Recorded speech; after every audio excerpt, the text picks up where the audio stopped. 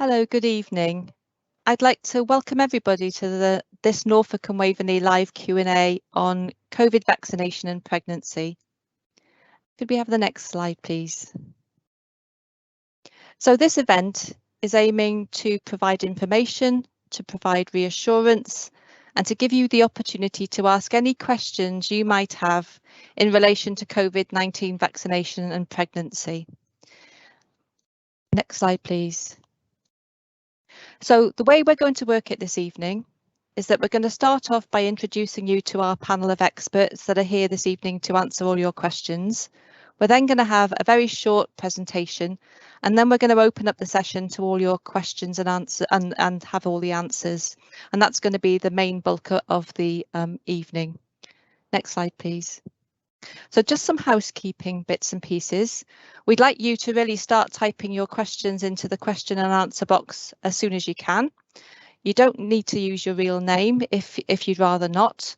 And we'd like to assure you that this event is completely anonymous. No one can see you. The questions you put in are going to be reviewed by our team and behind the scenes. And if we get several questions all on the same subject, we'll probably group them all together so we can make the best use of our time. We want you to know that we're recording this session and we're going to translate it later into a few other different languages. And this is a live event, but there may be a few seconds delay around the broadcasting. Can we have the next slide, please? So now we'd like to introduce you to the panel. So firstly, I'll introduce myself. I'm Suzanne Meredith. I'm Deputy Director of Public Health at Norfolk County Council, and I'm the COVID-19 vaccination lead for public health in Norfolk. I'll hand over to Tracy. Hello, my name is Tracy Williams. I'm an advanced nurse practitioner and I'm one of the clinicians on the CCG's governing body with the portfolio for addressing inequalities, prevention, children, young people and maternity. Nice to meet you all this evening. Hand over to Nicola.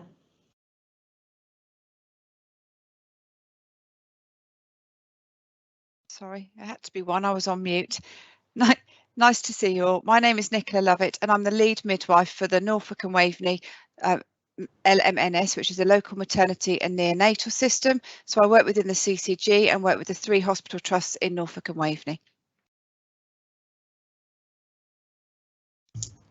And hello, I'm Dr. Sarah Flindall. I'm a GP partner in Great Yarmouth at East Norfolk Medical Practice. I'm the clinical advisor for the LMNS and I am a vaccinator.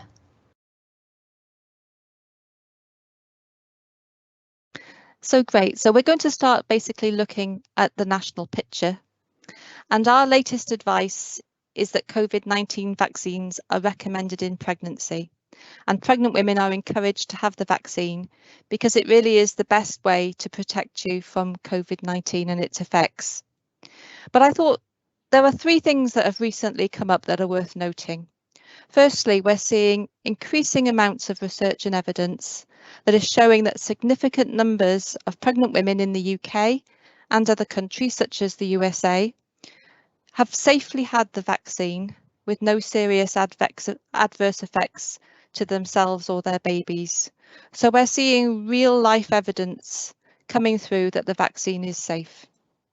Secondly, we're getting some increasing evidence and from the UK obstetric surveillance system. This is a system that gets lots of information about every pregnancy and monitors its outcomes.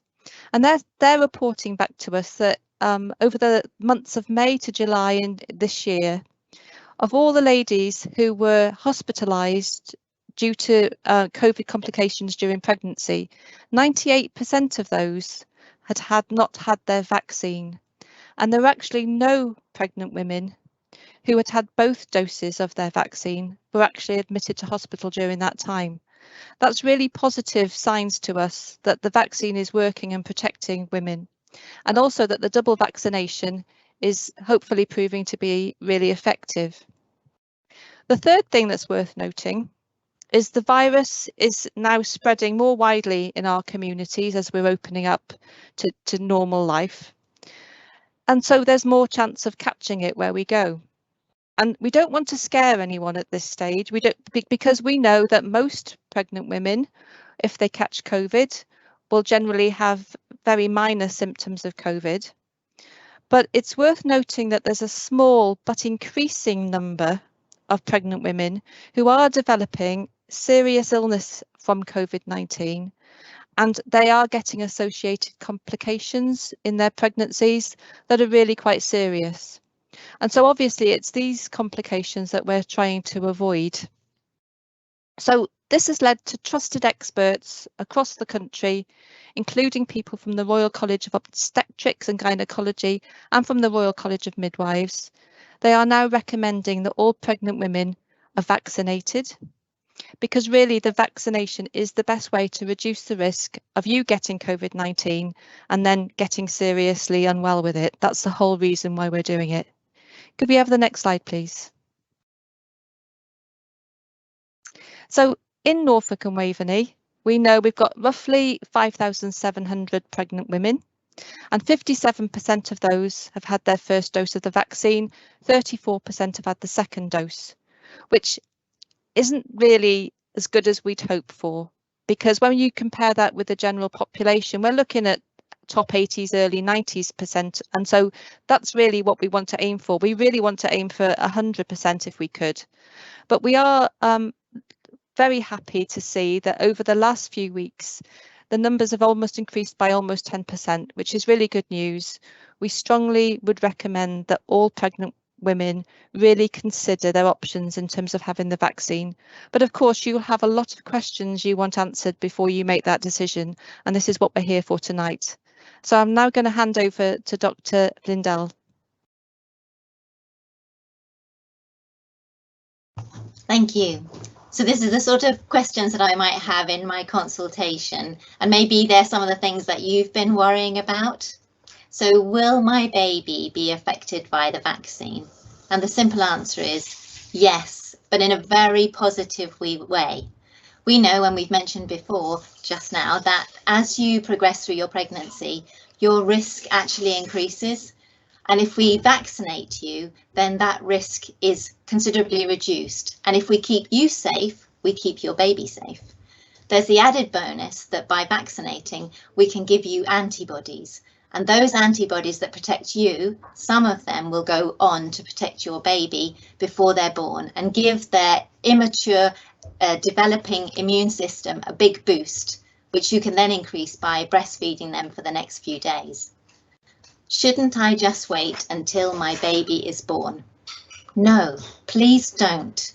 We've vaccinated millions of people worldwide, and we need you to be vaccinated now for all the reasons that I've just explained. We need you protected early in your pregnancy, and we need to know that your baby is going to have some antibodies too to protect them. What side effects might I have if I have the vaccine? So we know that over 150,000 pregnant ladies have been vaccinated in countries such as the States. So our expectation of the side effects would be exactly the same as any other person of a similar age who wasn't pregnant to yourself. So you're going to feel that achy arm, it's going to be more sore to lie on, a bit more stiff to lift, and you may well feel a little bit hot and you may feel tired. But they are the same effects that you might have if you had the flu vaccine and the whooping cough vaccine, both of which we would recommend and have been for many years in pregnancy. The vaccine was developed very quickly and hasn't been tested on pregnant women. How do we know it's safe? Well, at this stage in the game, we have had an amazing time over the last year from a vaccine perspective. The development of vaccines, the worldwide involvement, the WHO overviews, national, local media. This type of vaccine has been more researched and more widely discussed than any other medical intervention. So we know that it's as good as we can make it, and we are therefore ready to offer it to yourselves. And you are not the test group. We've already used it on many hundreds of thousands of women. So yes, we do know it's safe. Should I breastfeed if I have had the vaccine? I think you can guess my answer. Yes, you definitely should breastfeed having had the vaccine. We know it's safe, we know it's been tried, and we know that it will help to protect you and your child. Will the vaccine affect my fertility in the future? during all of the investigations that they have done, there have been ongoing assessments for that risk of changing things with fertility. And they do that primarily on animals, as they do with all tests. And there has been no information to date to show any concerns around this or any of the other non-live vaccines. So overall, a very reassuring result, and I would encourage you to think about it more. I'd now like to hand over to Paul for the next slide, please.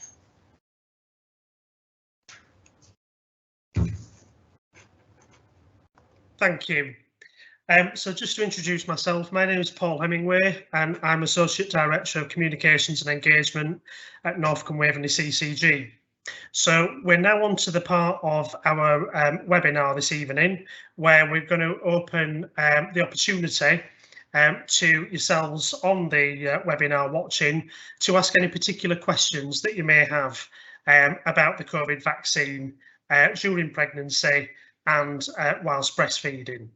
So we have got a few questions so far.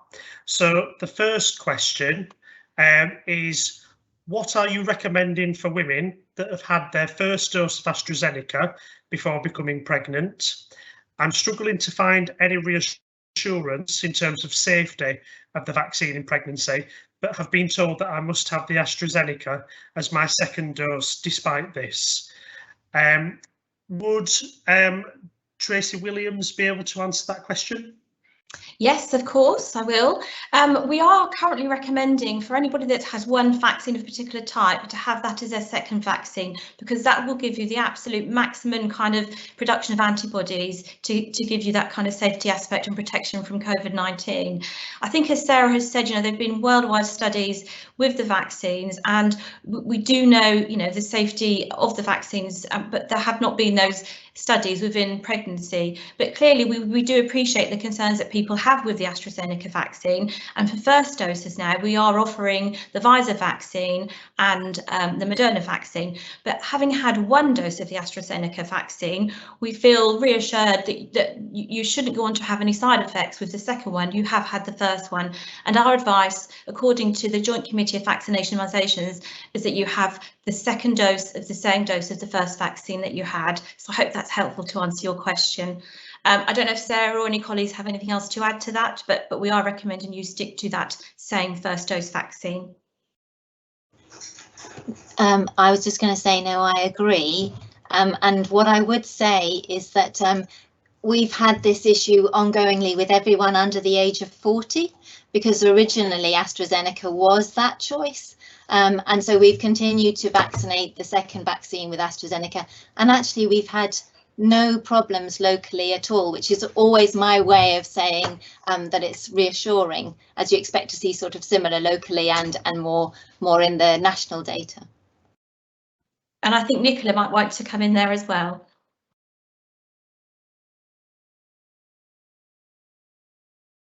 Hello, I'd like to agree as well. I can understand why it might be a concern where you've had the AstraZeneca and read that you wouldn't have had the AstraZeneca had you known you were pregnant at that first dose. But absolutely, where we've seen pregnant ladies coming in having had AstraZeneca as a first dose, they've gone on to have the second dose of the same vaccine, AstraZeneca, with no complications. So I'd absolutely support it and would really recommend don't delay and just get the second dose. That gives you the best protection from the virus. Thank you, Nicola, and thanks, panel, for that answer to that question. We've got another question that's come in, and the question is, what data is there to prove the vaccine is 100% safe for both mother and baby? Could Suzanne, could you answer that question, please? I can start off. We've touched on this a couple of times already in the presentation about the safety of the vaccine. We know that originally, when the original studies took place, they didn't use pregnant women, because studies don't use pregnant women, just to be on the safe side when they're doing their studies. But we know since then there's been that real world live data that we have been able to use, and there have been additional research studies looking into any adverse effects that may have taken place. So when we're looking at the large number of people that have been vaccinated, particularly in the United States, because that's such a huge country, so over 148,000 people in the United States have been vaccinated, over 62,000 in England and over 4,000 in Scotland. And there is a system in place to make sure any adverse effects are noted and recorded and reported. And there are people constantly reviewing these sort of adverse effects to make sure that nothing is reported in terms of safety that would cause concern. And we've been told no serious adverse effects have shown up in any of these cases. So we are assured that the vaccine is safe. But of course, if anything came up or cropped up in any of these ongoing vaccinations, immediately something would be said or done about it. So we're assured that there is a follow-up system and people are continually monitoring this as well. Thanks. Thank you, Suzanne. Would any other of the panel members like to add to that?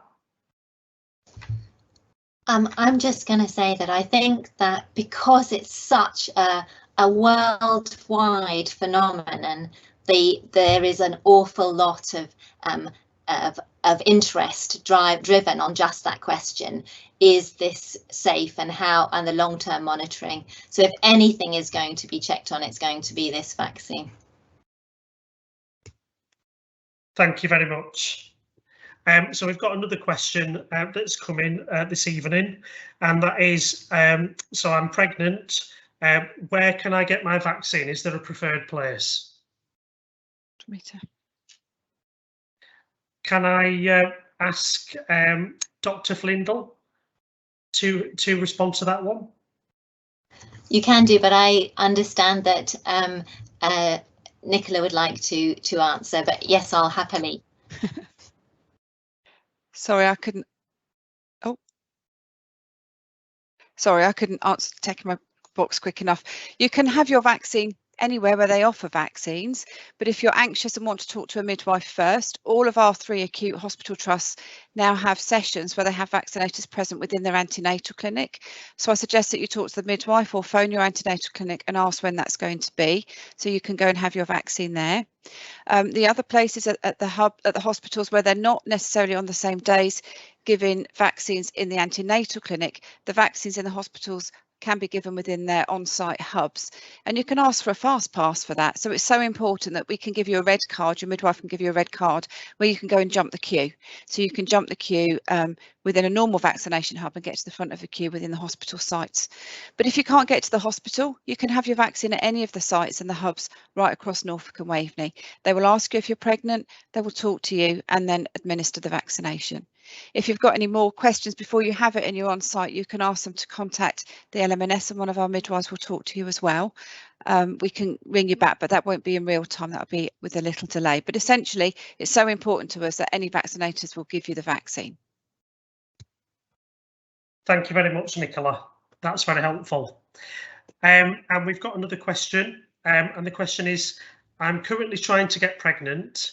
I've had the first dose of the COVID-19 vaccination. Should I delay pregnancy until after the second dose? And Tracy Williams? Yes, happy to answer. I would say I don't think, we know people have concerns about fertility, but absolutely get that second vaccination as soon as you can to get yourself protected. Absolutely, in early stages of pregnancy, when up to 12 weeks, don't think you need to delay it, but have that vaccination, because as soon as you have your vaccination, you will get yourself protected, which is the most important thing. So we'd encourage you to have it in the recommended time period and have that second vaccination. Don't delay. Thank you. And we've got another question. Can I have the vaccine during IVF treatment? And could Dr. Flindall answer that one, please? So according to the Royal College of Obstetrics and Gynecology, the answer is yes. However, if you are under a team, you are probably best just to discuss it with them briefly. I can't think of any reason why not, but maybe you yourself have some special medical reason that would mean that it would be best to just run it past them first. But no, the Royal College specifies that there is no reason. And for the same question as the last lady had, put a bit politely, yes, go ahead. Great, thank you. And then the final question that we've got this evening so far is, what should I do if I develop a reaction to the vaccine? And can Nicola please respond to that one? Certainly, you need to be. I mean, if it's a mild reaction, like Dr. Flindall was talking about earlier, a heavy arm, feeling a little bit headachy, then just take some paracetamol like you would normally. You might just need to have an early night and take some normal analgesia as you would do normally. If it is a severe reaction and a rash where you're quite unwell, you will need to let your GP know, and then you need to be reporting that. But generally, most reactions, like for the whole general population, are going to be just feeling a little under the weather for 24 hours, have a sore injection site sometimes, and feel a little bit heavy in your arm. And normal paracetamol is perfectly safe to take in pregnancy. Thank you very much, Nicola. So that's all the questions that we've had this evening from people that have joined, which is really good to see. If you do have any more questions, please do post them in the question and answer box now. But in the meantime, I'm just going to ask panel members if there's anything else they'd like to add in relation to anything that's been asked or what we've said so far. I would just like to say to anybody that if you have any concerns, any questions, any queries, then please do, make contact with your midwife, make contact with your GP, any clinical person that will be able to give you the answers to your questions and reassurance and support you. We are all here to help you and to help protect your baby. So please, please get in touch with us if you need to. Thank you, Tracy.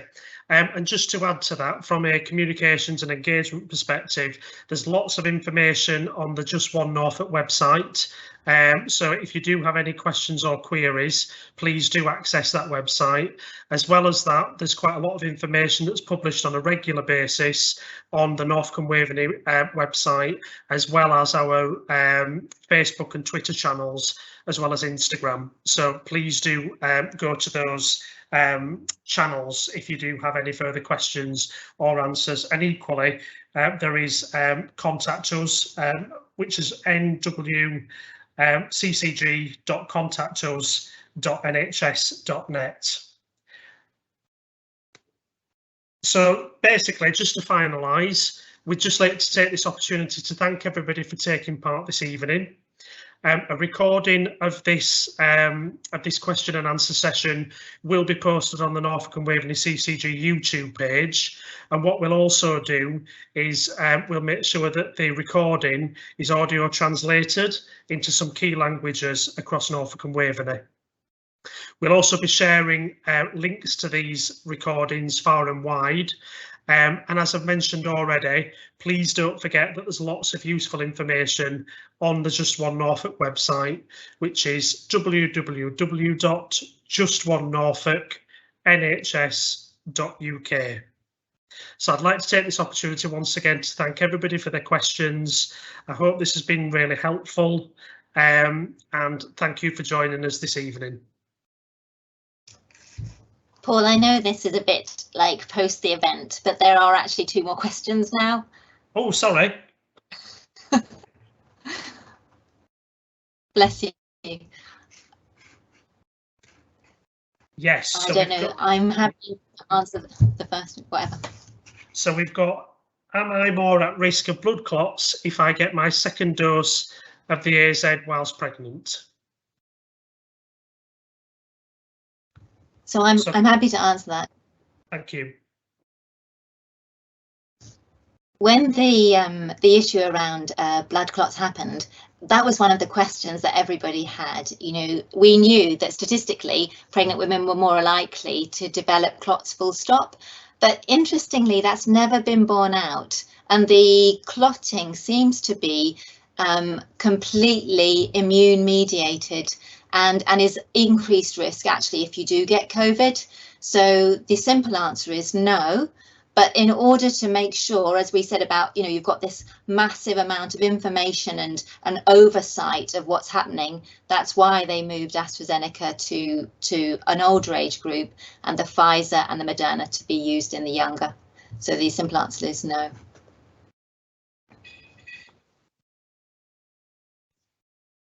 Thank you, Dr. Flindall. And I believe there is one more question. And it is, what would we know if baby has had an allergic reaction? Tracy? I think the question probably relates to the fact is if somebody had their vaccine, would they know if the baby in utero had an allergic reaction? I think that might be what the question is asking. I mean, as we said before, we explained how the mechanism of the vaccinations work. How they work is that you do produce those antibodies. So the positive thing about this is that the baby will have antibodies as well, and that's a really good thing. Certainly in pregnancy now, we're using what we call the mRNA vaccines, which is the Pfizer and Moderna, and they are actually in your body for a very short space of time while those antibodies are produced.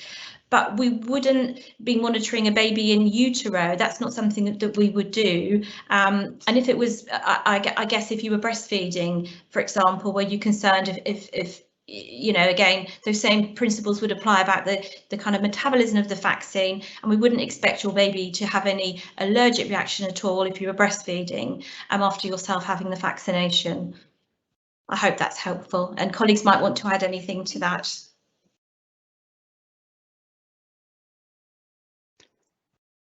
Not me. Thank you. Does anybody want to add anything to that? I think Jodie does. Hello. Yes, I can. It's Nicola here.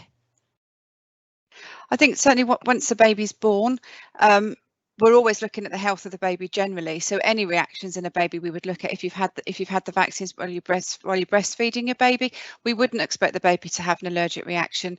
And the really exciting thing about breast milk, if mum's had the vaccine, is it's been found to be antibodies in the breast milk. So the baby's actually getting protection from the virus. The effects of that are yet to be seen sort of later on. We don't know if it really protects babies from catching the virus later on, but there certainly is antibodies in breast milk that we've found. So that's really exciting news, and another good reason to have it. If you haven't had it in pregnancy and you're postnatal, then get it, because actually the body is really clever and it will protect your baby. So you know, but we need to be looking out for babies' well-being all the time, because they're exposed to many things once they're born.